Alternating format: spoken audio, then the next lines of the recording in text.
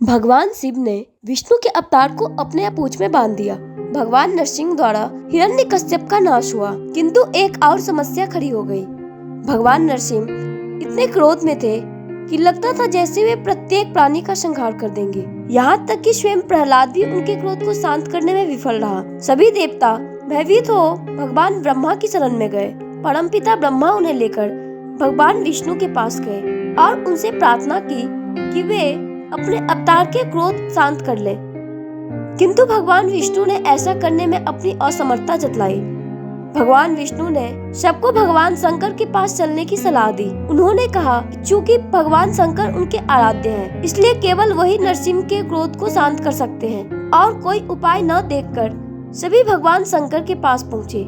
देवताओं के साथ स्वयं परमपिता ब्रह्मा और भगवान विष्णु के आग्रह पर भगवान शिव नरसिंह का क्रोध शांत करने उनके समक्ष पहुँचे, किंतु उस समय तक भगवान नरसिंह का क्रोध सारी सीमाओं को पार कर गया था। साक्षात भगवान शंकर को सामने देखकर भी उनका क्रोध शांत नहीं हुआ, बल्कि वे स्वयं भगवान शंकर पर आक्रमण करने दौड़े। उसी समय भगवान शंकर ने एक विकराल ऋषभ का रूप धारण किया और भगवान नरसिंह को अपनी पूंछ में लपेटकर खींचकर पाताल में ले गए। काफी देर तक भगवान शंकर ने भगवान नरसिंह को वैसे ही अपने पूंछ में जकड़ कर रखा।